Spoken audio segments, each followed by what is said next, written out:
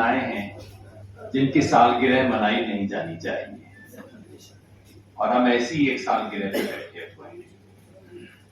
हमारे दोस्त खालिद सैफी 3 साल से जेल में है, बिना किसी कसूर के, बिना किसी एविडेंस के।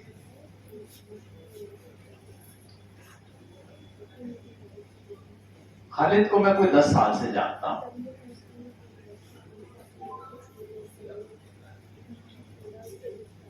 और बिना संकोच के, खुल के, एक बार नहीं, हर जगह कहने को तैयार है कि खालिद सैफी उन हिंदुस्तानियों में से हैं जिन पे इस देश को गर्व करना चाहिए।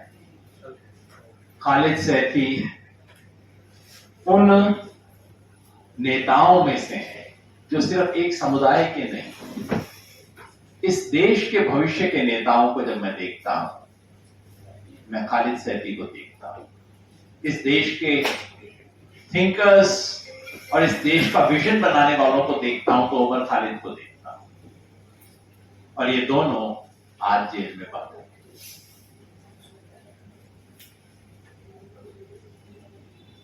जैसा मैंने कहा, मैं कोई 10 साल पहले से जानता हूं खालिद को। भ्रष्टाचार के खिलाफ लड़ाई में हम एक साथ खड़े हुए। उसके बाद जब यूनाइटेड अगेंस्ट हेट बना तो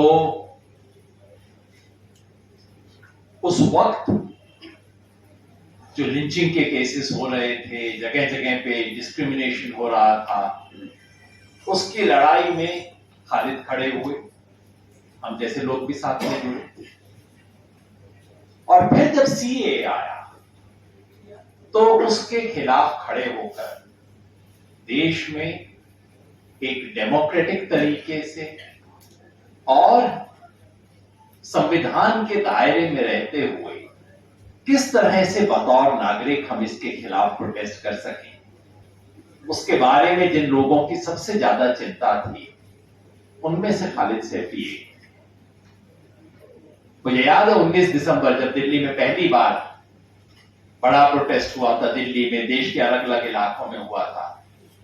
हम सब लोगों को पुलिस पकड़ के ले गई थी, और संयोग ये था कि मैं, खालिद और नरगिस भी, हम तीनों एक ही जगह पे बंद हुए थे। और तब मैंने पहली बार नरगिस को नारे लगाते हुए सुना था, और मुझे लगा कि देखो, जब तक इस तरह के लोग इस देश में हैं जो इस हिम्मत से, इस शिद्दत से, इस ईमानदारी से अन्याय के खिलाफ खड़े हो सकते हैं, तो इस देश में उम्मीद है।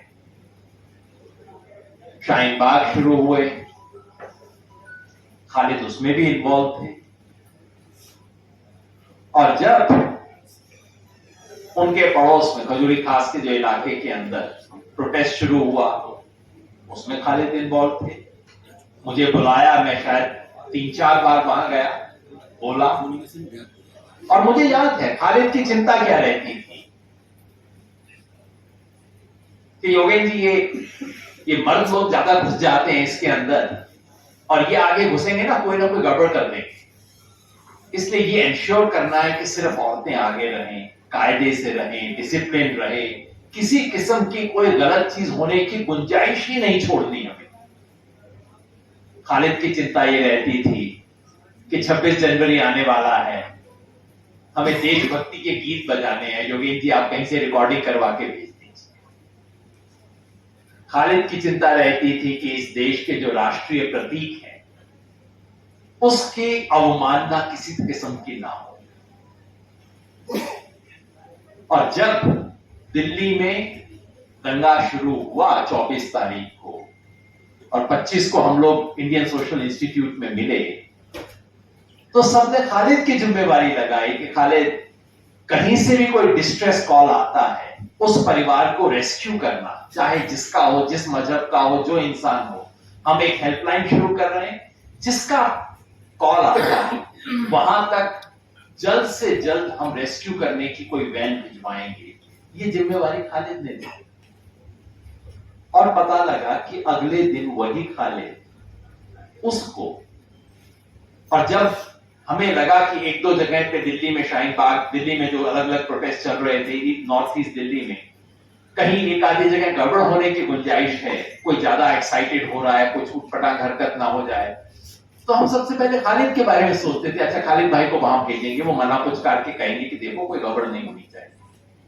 इतना शांति प्रिय व्यक्ति, वो जिसपे सब जिम्मेवारी समझते थे कि हाँ ये व्यक्ति होगा तो कोई गड़बड़ नहीं होगी, कोई गलत बात नहीं होगी, कोई गैर कानूनी हरकत नहीं होगी, सब कुछ प्रोटेस्ट जिस तरीके से हम करना चाहते हैं वैसा होगा। उस खालिद को ये दिल्ली के दंगे करवाने का कॉन्स्पिरेटर बताते हैं। इससे वाहियात मजाक कोई हो नहीं सकता। उस खालिद को इन्होंने पकड़ा। नरगिस बहन कह रही थी और मान रही थी कि सबको पता होगा। कैसे पकड़ा, उसकी सच्चाई पता होनी चाहिए। पुलिस ने बोला और खालिद घर से उठे, वहां पे गए उस प्रोटेस्ट के अंदर, और उसकी फुटेज है कि वो आदमी बिना किसी हाथ में कोई चीज दिए चुपचाप से आराम से जा रहा है, वहां सामने पुलिस है, वो पैदल जा रहा है, उसकी फुटेज है। और उसके बाद उसको गिरफ्तार किया जाता है और 2 घंटे के बाद, 3 घंटे के बाद उस आदमी के पांव टूटे हुए हैं, उसकी उंगली टूटी हुई है। क्या हुआ? हर कोई जानता है क्या हुआ। पुलिस थाने में ले जाके वहशी तरीके से उस खालिद पे हमला किया गया। 10-10 पुलिस वाले, एक आदमी। और ये सब मैं इसलिए कह रहा हूं कि मैंने खालिद के मुंह से सुनी है ये सब बातें, किसी इधर उधर की बातों पे नहीं कह रहा। गिरफ्तार होने के शायद 7-8 दिन के अंदर मैं गया, तब तक कोरोना शुरू नहीं हुआ था, इसलिए पाबंदी नहीं थी, जाना अलाउड था। मैंने खालिद से पूछा क्या हुआ? पांव में तुम्हारे प्लास्टर है, उंगली तुम्हारी दोनों बंधी हुई है, क्या हुआ? खालिद ने पूरा बताया किस तरीके से दिल्ली पुलिस ने उस पर असॉल्ट किया। कुछ बातें जो मैं यहां बता नहीं सकता वो सब बताएं खालिद। इस संविधान की शपथ लेके आता है ये लोग, और उसके बाद जो हुआ है वो इस देश की न्याय व्यवस्था के साथ मजाक हुई। खालिद पे केस लगाए गए और बाद में एज एन आफ्टर थॉट उस पे यूएपीए लगाया गया, और जैसा शुरू में बताया गया तमाम मुकदमे खारिज हो गए। किसी में कुछ था ही नहीं, दम नहीं था, सब बातें झूठ थी, सबका झूठ एकदम साबित हो गया। और कोर्ट ने इतनी स्ट्रांग ऑब्जर्वेशंस की हैं उस मामले में, ये बताते हुए कि कितनी झूठ आप बता रहे हैं। वो सब ऑब्जर्वेशंस कोर्ट की रिकॉर्डेड है। लेकिन यूएपीए जब सब फेल हो जाए तो यूएपीए, आपका झूठ पकड़ा गया कोर्ट के अंदर, कोई बात नहीं, यूएपीए इनकी 2 एफआईआर क्लैश करती हैं। एक एफआईआर में एक बात कही है, दूसरी एफआईआर में उल्टी बात कही है, वो क्लैश कर रही है। लेकिन यूएपीए वही गवाह एक मामले में एक गवाही दे रहा है, दूसरे मामले में दूसरी गवाही दे रहा है खालिद के केस में। लेकिन यूएपीए मतलब सारा झूठ साबित हो चुका है, लेकिन यूएपीए नामक एक चीज है जिसके तहत उनको जमानत नहीं मिल सकती। सारी बात झूठ साबित होने के बावजूद वो आदमी आज जेल में बंद है। और ये जो यूएपीए लगाई गई है उसके बारे में हाल ही में एक रिपोर्ट आई है। मैं चाहता हूं हम सब लोग इस रिपोर्ट को पढ़ें। ये रिपोर्ट इस देश के बहुत एमिनेंट लोगों ने लिखी है, अनसर्टेन जस्टिस करके, जिसको जस्टिस मदर लोकुर इसके चेयरपर्सन थे उस सिटीजन्स कमेटी के, justice AP Shah, justice RS Sodhi, justice Anjana Prakash और जीके पेल्लाई जो कि फॉर्मर होम सेक्रेटरी। इन सब लोगों ने मिलकर वो रिपोर्ट लिखी है। उसमें एक चैप्टर है सिर्फ इस सवाल पे कि ये यूएपीए इन लोगों पे क्या लगाया गया। मैं पूरा चैप्टर जिसमें उन्होंने खालिद के केस को पर्टिकुलरली हाईलाइट किया और बताया है कि देखिए मतलब हद की बात है, कोर्ट में साबित हो चुका है कि ये बातें झूठ हैं, लेकिन फिर भी वो आदमी अंदर, क्योंकि एक दूसरा केस है उसके अंदर आपने लगा रखा है एग्जैक्टली वही, बस आपने कॉन्स्पिरेसी का एक एक्स्ट्रा एंगल लगा रखा है। और जैसा इस रिपोर्ट पे चर्चा के दौरान रेबेका जॉन ने कहा कि ये जो FIR 59 जो कि कॉन्स्पिरेसी केस लगाया गया है ताकि सबको झूठ साबित होने के बावजूद भी इन लोगों को जेल में रखा जा सके। She said it's a fairy tale, ये बिल्कुल एक कहानी है, मनगढ़ंत कहानी है, मजेदार कहानी है, खौफनाक कहानी है, इस कहानी का कोई सर पैर नहीं है। लेकिन बस, और चूंकि कहानी का झूठ कब साबित होगा? जब ट्रायल होगा। ट्रायल कब होगी? जब पुलिस सारे अपनी चार्जशीट फाइल कर देगी। सारे चार्जशीट कब फाइल होंगे? जब सारे एक्यूज्ड के खिलाफ जो 180 दिन का पीरियड है वो पूरा हो जाएगा। वो कब होगा? जब आखिरी एक्यूज को पकड़ लिया जाएगा। आखिरी एक्यूज को कब पकड़ा जाएगा? जब दिल्ली पुलिस की मर्जी होगी।